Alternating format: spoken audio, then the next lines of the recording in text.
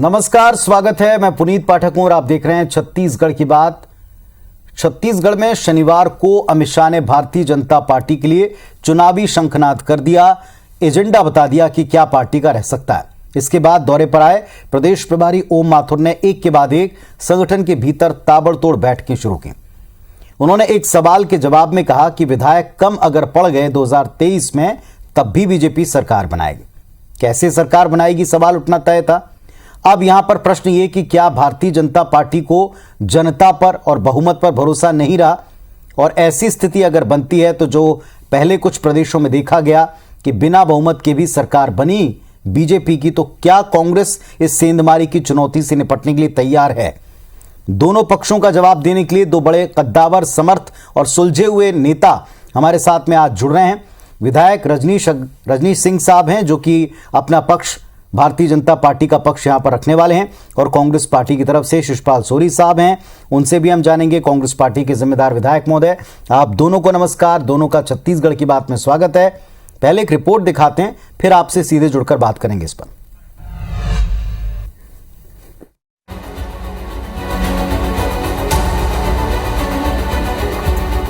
मोदी जी को 24 में प्रधानमंत्री बनाना है तो 23 में फिर से छत्तीसगढ़ में भाजपा की सरकार बनानी पड़ेगी।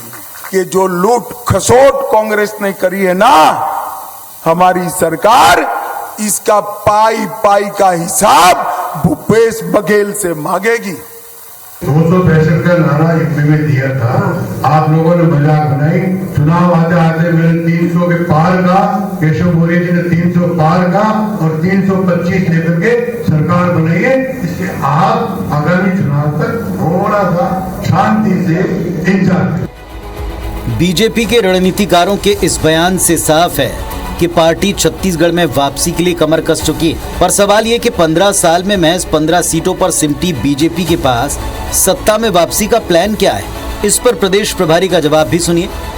मैं ये कह रहा हूँ कि जब 2-4 बार की कमी होती है तो हमारे पास आना चाहिए, मना करेंगे क्या? उन्होंने नहीं किया क्या? कितनी बार हराए लगाई और कितने सरकारें भंग की, वो याद भूल गया आप 70 साल? नहीं, आप लोकतंत्र का अच्छा उदाहरण पेश करें ना। अच्छे उदाहरण पेश कर रहे हैं। बीजेपी की इस जोड़ तोड़ वाली रणनीति पर कांग्रेस ने पलटवार किया, कहा कि छत्तीसगढ़ में बीजेपी का खरीद फरोख्त सफल नहीं होगा। बयान पर घिरता देख बीजेपी भी बचाव की मुद्रा में आ गई। अब भारतीय जनता पार्टी के पास कोई जादू की छड़ी होगी कि 14 सीट आने वाले, अगर 10 सीट भी आ जाएंगे तो किस तरह सरकार बनाएंगे, उससे पूछना पड़ेगा। कहाँ खरीदी बिक्री करने वाले हो, किसकी किसकी खरीदी बिक्री करने वाले हो। ये बिना बहुमत का भी सरकार बना सकते हैं, इनके पास वो जीन है, जीन पैदा करते हैं, जिम्मेदार पद पे हैं। थोड़ा सोच समझ के बोलना चाहिए। आप भ्रष्टाचार और खरीद फरोख्त की तरफ आपका इशारा है, छत्तीसगढ़ में सफल नहीं होगा। बहुत बार काल्पनिक प्रश्न होते हैं और काल्पनिक प्रश्नों का जवाब भी काल्पनिक होता है, और इसलिए मंत्री जी क्यों घबराए हुए? क्या उनको अभी से डर सता रहा है कि वो चुनाव नहीं जीतेंगे? सियासत में संकेतों की भाषा बड़े मायने रखती है। अमित शाह ने अपने दौरे में राम और करप्शन पर बयान देकर बीजेपी का एजेंडा लगभग तय कर दिया। उससे एक कदम आगे चुनावी नतीजों के बाद की रणनीति पर ओम माथुर ने संकेत दिया है। देखना ये कि इस रणनीति से निपटने कांग्रेस की काट क्या होगी। Bureau report, IBC 24। तो मध्य प्रदेश छत्तीसगढ़ का ये नंबर 1 डिबेट शो है। वजह है, इसमें लोग भरोसा करते हैं, आप सबका विश्वास होता है। वजह यह भी है कि इसमें नेता बहुत ही जिम्मेदारी से कोई भी बात कहते हैं, ताकि उसका इम्पैक्ट जो आने वाला दर्शकों पर, आम लोगों पर है, वो उसको समझकर बात करते हैं। आज भी दोनों पक्षों से दो जिम्मेदार नेता हैं, रजनीश सिंह जी और शिषपाल सोरी साहब। सीधे उनसे जुड़ते हैं, उन्हीं से पूछते हैं कि किस अंदाज में क्या मायने निकाले जाए इस बयान के। रजनीश जी, आज पहले आपसे शुरुआत करते हैं, बिना रोक टोक ओपनिंग स्टेटमेंट में आप बताइए। प्रभारी महोदय भारतीय जनता पार्टी के कह रहे हैं संख्या बल ना भी हुआ तो भी सरकार बनेगी, कैसे? देखिए पाठक जी, जिस चीज का जिक्र किया गया है, मैं उस पत्रकार वार्ता में खुद शामिल था। उसमें प्रश्न छत्तीसगढ़ में बहुमत कम हो गया तो कैसे सरकार बनाएंगे ये नहीं था। प्रश्न ये हुआ था कि आप जहां बहुमत में रहते हैं वहां भी सरकार बनाते हैं, लेकिन जहां से बहुमत नहीं आती वहां भी सरकार बन जाती है। तो उसके जवाब में हमारे जो माननीय प्रभारी जी हैं उन्होंने कहा था कि ऐसे एक आध उदाहरण हैं। गोवा का उन्होंने बात किया कि गोवा में, और वो भी 2017 में, अभी तो हम वहां पूर्ण बहुमत की सरकार में, गोवा में 2017 में हमारी बहुमत कम थी, तो वहां 5-6 जो निर्दलीय थे वो आके हमको समर्थन दिए। तो जहां 2, 4, 5 कम हैं और निर्दलीय जहां पर हमारे साथ आने के लिए तैयार रहते हैं तो वहां सरकार बन जाती है। छत्तीसगढ़ का कोई संदर्भ ही नहीं था, और छत्तीसगढ़ के बारे में तो उन्होंने साफ स्पष्ट तौर पर उसके पहले प्रश्न में माननीय हमारे प्रभारी जी ने कहा था, स्पष्ट बहुमत के साथ यहाँ सरकार बनने जा रही है। उन्होंने आंकड़ा भी पूछा पत्रकार ने कि कितना हो सकता है, जितना हो सकता है, बोले बहुमत के साथ सरकार बनेगी। तो इस तरह की कोई बात ही नहीं थी।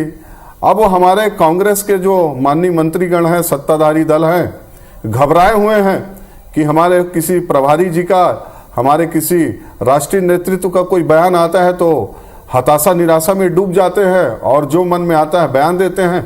तो अब इसमें क्या कहा जा सकता है? कांग्रेस का हताशा निराशा, और उनको होना भी चाहिए, हताश निराश होना चाहिए। पाठक जी, छत्तीसगढ़ में जो हाल 4 साल में बना दिए हैं ना, तो उसका हताशा निराशा, और उनको उम्मीद ये है कि हमारी क्या हालत होने वाली है।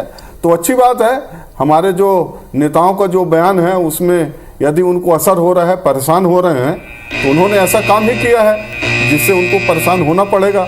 4-6 महीना और है। चलिए ठीक है, रजनीश जी ने अपनी बात रख दी। शिषपाल सोरी साहब, क्या विपक्ष की तरफ से प्रभारी महोदय ने जो बात की उसमें आप कोई छत्तीसगढ़ का कॉन्टेक्स्ट नहीं कहते हैं? क्योंकि छत्तीसगढ़ में छत्तीसगढ़ के प्रभारी ने अगर बाकी के परिदृश्य के हिसाब से भी बात की, तो क्या प्रदेश में आपको बीजेपी की रणनीति नजर आती है?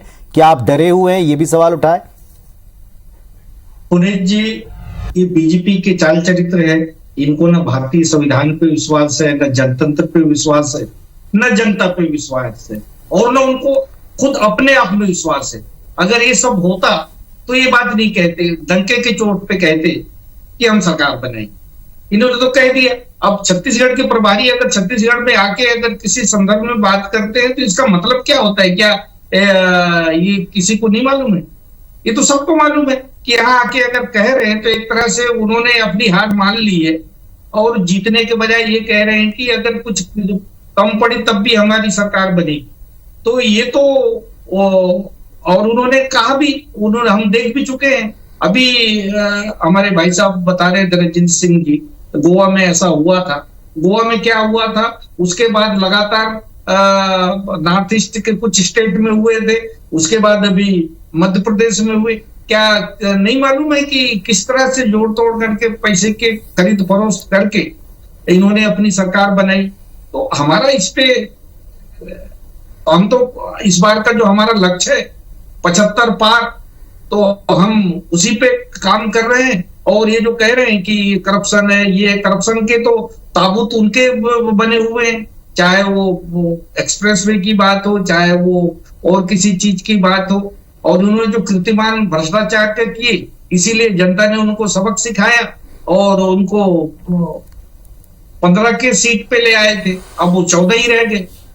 अभी आपने देखा होगा कि रुझान आप देखेंगे, ये कह रहे थे कि भंग-प्रतापपुर का सेमीफाइनल है, सेमीफाइनल है तो मान ले कि सेमीफाइनल है। हमने तो उस समय भी कहा था हम लड़ेंगे और जीतेंगे। और अभी तक जितने नगरीय निकाय का जिसपे दम भरते हैं कि शहरी क्षेत्रों में है, अब उन्होंने नगर निगमों के चुनाव देख लिए कि किस तरह लोगों का रुझान हमारे पार्टी के। चलिए, आपने भी सोरी साहब अपनी बात, ओपनिंग स्टेटमेंट आपने अपना रखा। आप खुलकर चर्चा करिएगा, आप लोग बिना ब्रेक की डिबेट में अपने अपने तर्क आप रखिएगा। रजनीश जी, क्या ये बात छत्तीसगढ़ के प्रभारी छत्तीसगढ़ में आकर जिस बात के ऊपर चर्चा कर रहे हैं उसमें छत्तीसगढ़ में क्या किसी खरीद फरोख्त की तैयारी में है?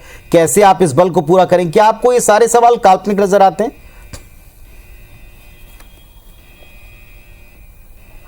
देखिए पाठक जी, माननीय प्रभारी जी ने कहा है वो छत्तीसगढ़ के संदर्भ में मैंने बताया कि नहीं था, लेकिन माननीय सोरी जी अभी बोल रहे थे कि हमने ऐसा देखा है। सोरी जी, कहां आप लोग बात करते हैं तो आप लोग को तो बात करने का अधिकार नहीं है।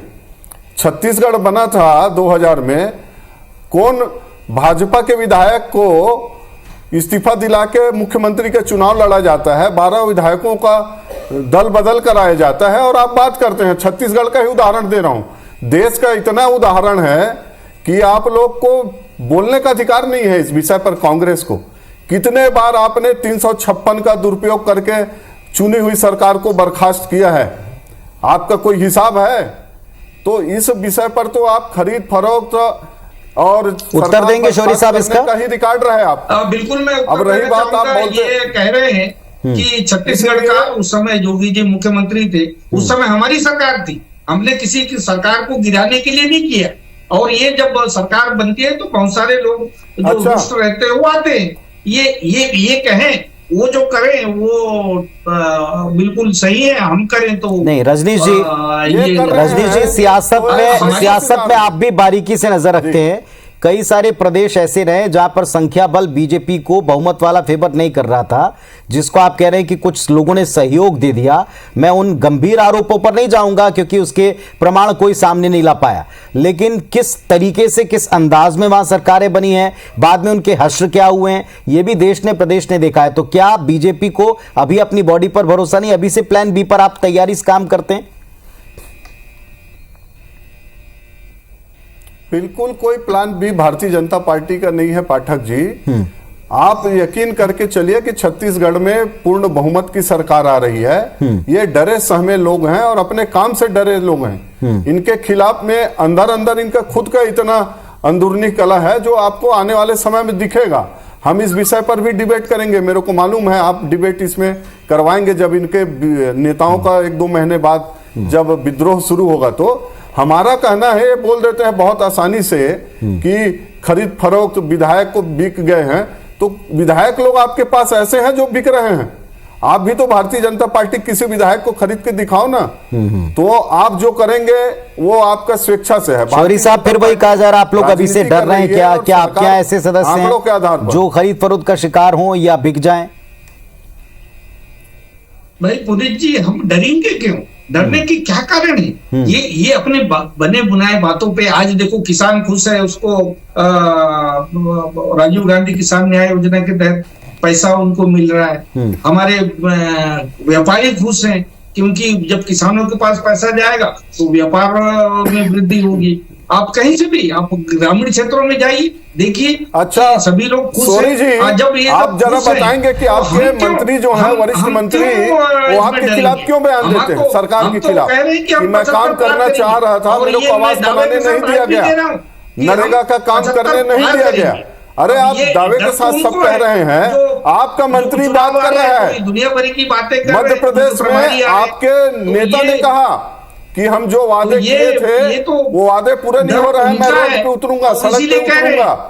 तो वहां का मुख्यमंत्री जी कहते हैं जिनको सड़क में उतर जाइए। आपका नेता ने किया था, भारतीय जनता पार्टी ने नहीं किया था। चलिए अब थोड़े प्रैक्टिकल सवालों पर आते हैं। सॉरी जी, रजनीश जी, जिस परिस्थिति का आप जिक्र कर रहे हैं उसी से जुड़ा हुआ, क्योंकि उसे पूरा कवर भी किया और मध्य प्रदेश में भी IBS24 उतना ही लोकप्रिय और देखा जाता है। वहां की पूरी परिस्थितियों पर ही अगर आप बातचीत करें, वहां आपको लगता है जितना असंतोष मध्य प्रदेश में था, तथाकथित जो दबाव था, जो खरीद फरोख्त थी, वो सब यहां चल पाएगा? क्योंकि कांग्रेस के तमाम नेताओं ने कहा ये यहां नहीं चलेगा, जिसे सो कॉल्ड ऑपरेशन लोटस कहती है, यहां नहीं चलेगा।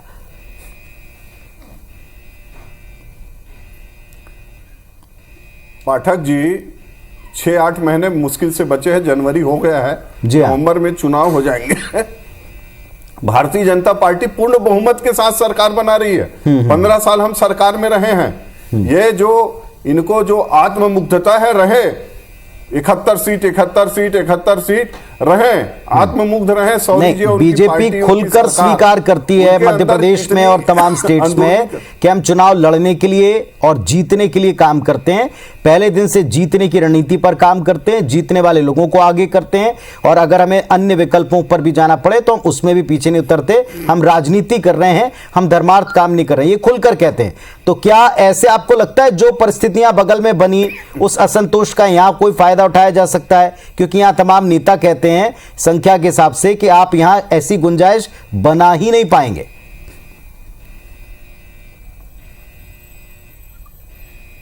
देखिए पाठक जी, अभी 6-8 महीने बचा है, हम अभी के संदर्भ में तो कोई बात ही नहीं है। हम तो आने वाले चुनाव के विषय में बोल रहे हैं कि हमारी पूर्ण बहुमत की सरकार आएगी। हम अभी कहां बोल रहे हैं कि हम खरीद फरोख्त करेंगे, हमारे साथ कांग्रेस के विधायक आने वाले हैं। 6-8 महीना इनको और जनता को जितना त्रस्त करना है कर लें। खैर ये बात तो प्रभारी जी ने कही आपने सुन भी ली। आप ही के सामने आपने कहा कि मैं उसमें था, प्रेस कॉन्फ्रेंस में था, तो ये बात तो आप ही के प्रभारी ने की, किस संदर्भ में कही आप लोग बेहतर समझते हैं। लेकिन यहाँ कांग्रेस से भी अब एक सवाल है शिशुपाल जी, ऐसे अच्छे कई स्टेट्स के एग्जाम्पल हैं, आप ही की बातों को मैं आगे बढ़ा रहा हूं कि जहां सरकार बननी नहीं चाहिए लेकिन वहां बीजेपी की सरकार बन गई, ऐसा विपक्ष में वहां बैठे तमाम दल कहते हैं। कांग्रेस की क्या तैयारी है? मजबूती का जो आप दावा कर रहे हैं, ऐसे पड़ोस में एक बड़ा घटनाक्रम घट जाए तो इंसान सचेत हो जाता है। क्या आपको लगता है ऐसे कोई भी हालात बन सकते हैं? अगर बनेंगे तो क्या काट है कांग्रेस के पास? उदित जी, पहली बात तो जो छत्तीसगढ़ की तासीर है, यहाँ के लोगों के जो ईमानदारी है, यहाँ के लोगों के जो मैंने देखा, तो ये दूसरे राज्यों से बिल्कुल यहाँ के लोगों के आचार विचार सब अलग हैं। अभी यही का उदाहरण आपने दिया कि 2003-2002 में जो बना, वो आज कहाँ है? यहाँ सबको मालूम है कि जो अपनी पार्टी को छोड़ के जाता है उनके हक क्या होते हैं, यहाँ की जनता को पूरी मालूम है। तो एक तो ऐसी ये आएगी नहीं कि हमको ये बीजेपी का दम हो कि हमको रोक सके। और यहाँ के जनता का तासीर आपने देखा होगा कि मौका देती है।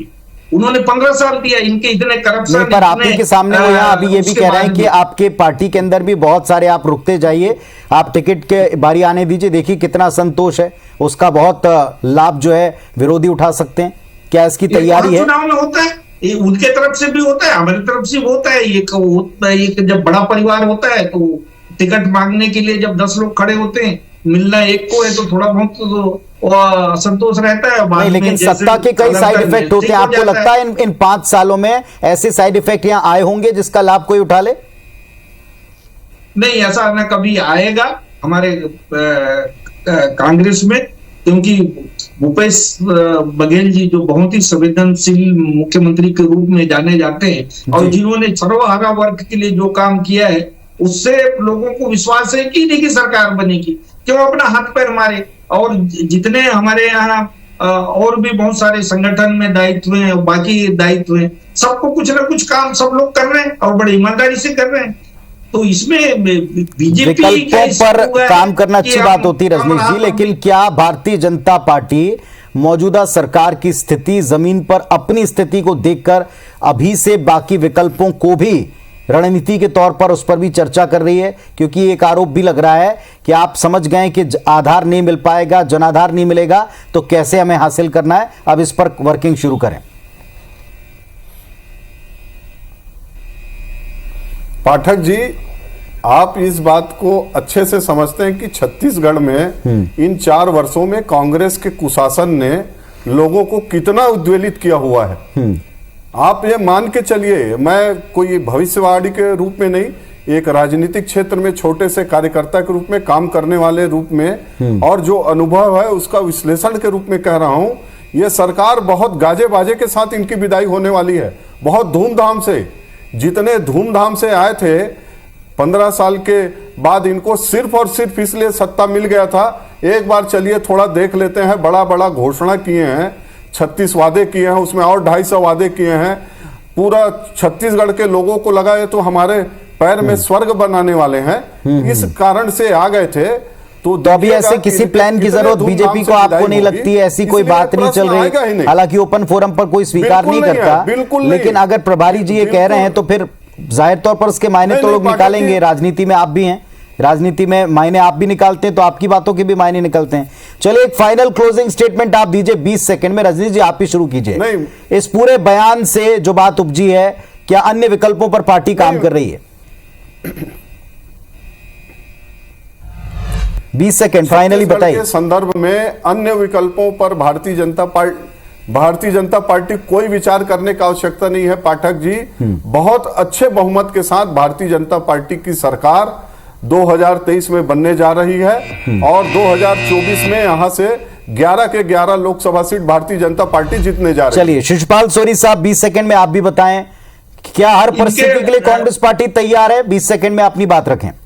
बिल्कुल हमारी तैयारी पूरी है। हम जनता पे विश्वास है और हम हमारे अपने काम पे विश्वास है। भूपेश यादव ने जो काम किया है वो उस पे विश्वास है और इनके पास कोई मुद्दा नहीं है, इसीलिए सांप्रदायिकता की बात कर रहे हैं, धर्मांतरण की बात कर रहे हैं और जब चुनाव आता है तभी ये बात करते हैं। इससे स्पष्ट हो गया है इनको अपना हार नजर आ रहा है और इसी को उनके पास चलिए, मुद्दा क्या नहीं- हार मुद्दा नजर नहीं- आने पर यह रणनीति पर काम किया जा रहा है या फिर अन्य स्टेट का उदाहरण है और कांग्रेस पार्टी सत्ता पक्ष खामोखा डर रही है? लेकिन दोनों पक्षों से इतना तो तय है कि 2023 शुरू हो चुका है। अंत के पहले सरकार कौन बनाएगा, इसके लिए सब विकल्पों और सब परिस्थितियों पर तैयार तो रहना चाहिए। बहुत शुक्रिया आप दोनों का अपनी बात रखने के लिए।